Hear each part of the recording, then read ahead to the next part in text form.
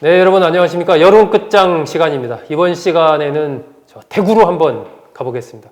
홍준표 전 자유한국당 대표가 출마한 곳이죠. 수성을 지역. 이 지역 통합당에서는 이인선 후보가 출마를 했고 더불어민주당에서는 이상식 후보가 출마를 했습니다. 현재 흐름은 홍준표 후보와 이인선 후보가 약간 엎치락 뒤치락 하면서 조금 앞서가고 있고 그 뒤를 이상식 후보가 따라가고 있는 이것이 대체적인 여론조사 결과로 좀 나오고 있는 상황인데 배종찬 인사이트계 연구소장과 함께 조금 더 깊이 있게 분석해 보겠습니다. 배 소장님, 네, 안녕하십니까. 이 수성을 이 홍준표 전 대표가 무소속으로 그동안에 여기 출마하려다 여러 가지 좀 사연이 있었지 않습니까? 결국 그렇죠. 여기에 무소속 출마를 했는데 네. 그래서 과연 당선이 될 거냐 말 거냐 관심이 쏠리고 있는 지역 아니겠습니까?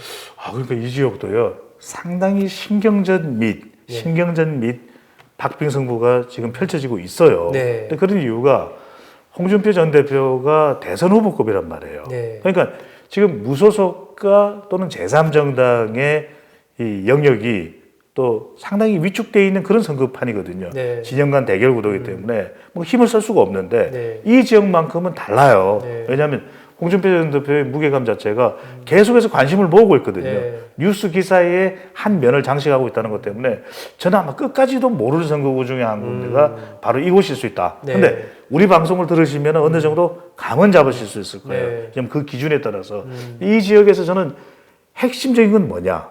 오히려 이 지역의 선거는 황교안이 결정한다. 황교안이 결정한다. 네. 네. 왜 그러냐? 결과적으로는 이번 공천과 관련해서 홍준표 전 대표, 그러니까 홍준표 후보, 네. 지금 수성을의 후보와 황교안 대표가 이끌고 있는 미래통합당의 갈등이 있었잖아요. 예, 그렇죠. 공천관리위원회와. 대놓고 서로 한마디씩 주고받았죠. 그렇죠. 예. 그러다 보니까 이 지역에서 특히 대구 경북 지역에서 미래통합당의 지지율이 너무너무나 압도적이든지 아니면 특히 중요한 것은 황교안 후보, 사실상의 최종적인 결정과 책임은 황교안 후보에게 있는 거 아니겠습니까? 대표에게 있는 거 아니겠습니까? 네, 네. 그러면 황 대표에 대한 리더십에 대한 이 비중, 또 황교안 후보의 전반적인 차기 대선 후보로서의 역량, 바로 이 부분들이 올라가게 되면 오히려 위축되는 사람은 누굽니까? 홍준표 후보가 될 수가 있거든요.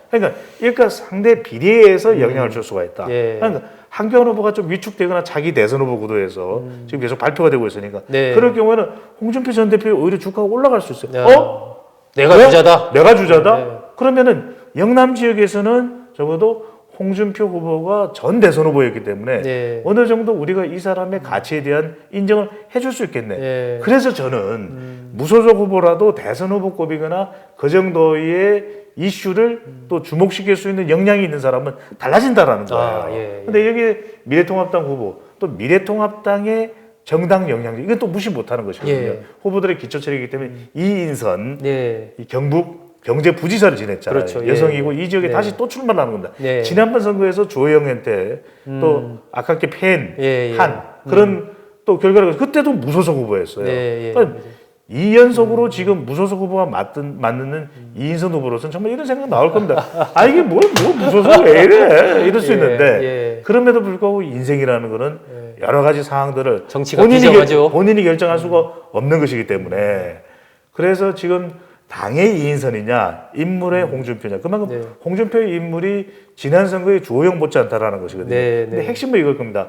황교안 후보의 비중이 얼마나 되냐. 황교안 후보의 비중이 강하고 네. 클수록 홍준표 후보는 위축될 수밖에 없는데 지금은 딱히 그렇게 보이지는 않아요. 네. 그래서 홍준표 후보의 중량감이 그대로 인정받고 있는 상황. 네. 한편으로는 더불어민주당 후보의 이 비중도 네. 이 지역에서는 나름 또 영향을 줄 수 있습니다. 예, 왜냐하면 예, 예. 과연 앞서 나가고 있는 미래통합당 후보에게 또는 무소속에게 자칫 더불어민주당 후보를 지지하던 사람들이 무소속이나 이렇게 또 영향을 줄 수도 있거든요. 그렇기 때문에 이상식 후보 대구지방경찰청장을 역임했었죠. 예, 예. 상당히 또 비중도 있어요. 지난번에 대구시장 선거에도 나갔었는데 예. 그런데 현실적으로 볼 때 3자 대결 구도에서 더불어민주당 후보가 이기기 위해서는 훨씬 더 좀 비중이 중량감이 있어야 되거든요. 그럴 수 있는 지역이라고 하면은 우리가 수성 갑쪽을 생각해 볼 수 있는데 네. 그 정도로 김부겸 후보 정도의 이상식 후보의 중량감이 있지는 않다라는 것,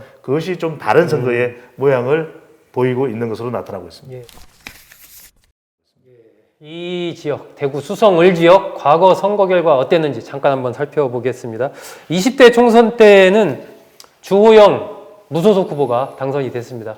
그 당시 새누리당 후보는 이인선 후보였는데 이인선 후보는 이번에도 출마를 했는데 무소속의 또 홍준표 후보가 출마하면서 지금 어려움을 겪고 있죠. 19대 총선 때는 주호영 새누리당 의원이 거의 민주통합당 의원을 40% 가까이 앞서면서 당선을 했고, 지난 지방선거 때는 자유한국당 구청장이 나왔는데 민주당 후보에 비해서 한 11% 정도 앞섰습니다. 그러니까 어쨌든 민주당 세력도 만만치 않은 곳이 또 수성을이다라고 그렇죠. 이렇게 봐야 됩니다. 지난 지방선거에서 민주당 구청장 후보가 상당히 선전했다라는 거 아니겠습니까? 그렇습니다. 그 결과를 지역이고요. 우리가 이제 볼 수가 있는데, 네. 그래서 이 지역에서 하나 중요한 것은 결과적으로는 지역 이슈도 많이 묻혔습니다. 네. 다른 것도 있겠지만 여기에 사실상의 관심사가 인물이 돼버린 거예요. 예. 홍준표 전 대표 쪽으로 초점이 모아지면서 이인선 후보로서 상당히 억울한 감이 있을 겁니다. 그래서 제가 아까 말씀드렸던 대로 여기 이 선거는 사실상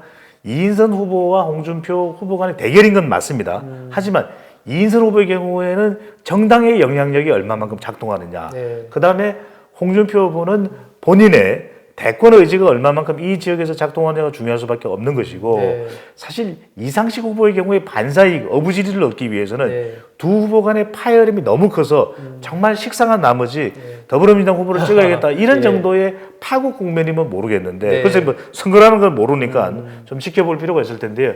이 지역은 또 보수 성향이 강한 곳이기 때문에 연령대별은 크게 의미는 없을 겁니다. 네. 단지 과연 이 지역에서 대권을 인정해 주느냐, 대권으로 가겠다는. 예. 한편으로는 이제는 좀 세대 교체 뭐 이런 의미보다는 이제는 좀 인물 교체가 필요할 수도 있겠다. 그러니까 이인선 후보나 홍준표 후보나 이상식 후보나 사실 세대 교체를 이야기하기에는 적합한 정도의 연령대는 아니에요. 그런 만큼 이 지역에서는 한편으로는 또 이 수성갑과의 상대적 비교도 있습니다. 좀 더 부촌인 수성갑에 비해서 조금은 상대적으로 지역 개발에 대한 개발이 되지 같은 못한 거. 네. 특히 이제 이 지역에서는 이제 지역적으로 동별 분석이 좀 들어가줘야 돼요.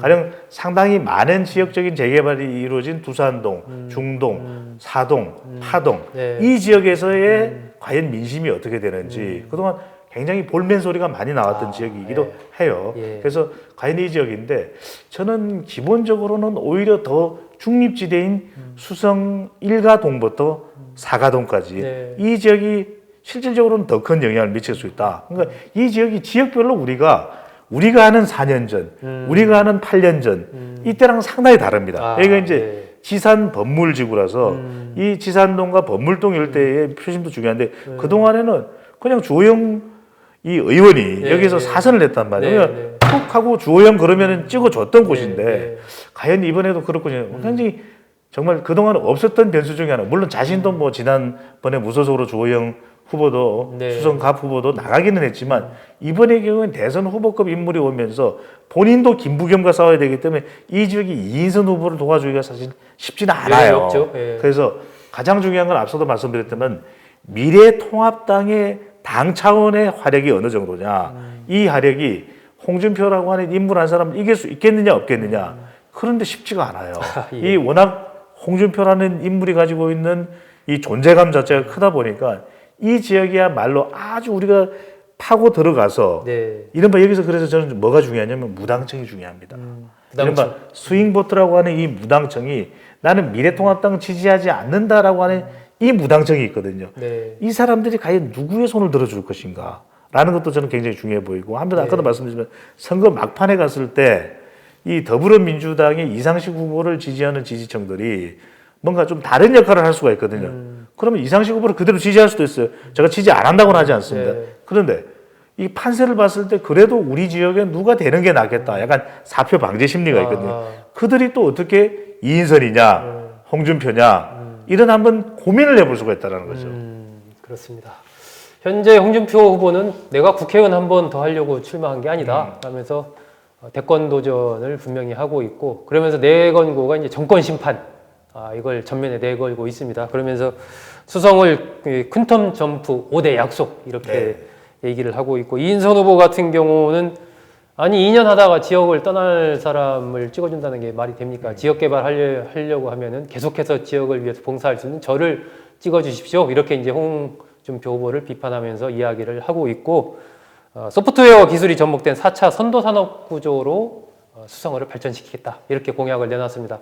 민주당의 이상식 후보는 그동안에 계속 어쨌든 통합당 계열에서 국회의원이 나왔는데 발전된 게 뭐 있느냐, 이번에 한번 민주당으로 바꿔주십시오. 이렇게 얘기하면서 경신 중고등학교를 수성을 지역으로 이전시키겠다. 이렇게 공약을 내놨습니다. 지역 공약도 뭐 불꽃 튀고 있습니다. 과연 무소속 출마한 홍준표 후보 4월 15일 밤 웃을 수 있을지 같이 한번 지켜보시겠습니다. 자, 배종찬 선생님 오늘 좋은 말씀 고맙습니다. 감사합니다.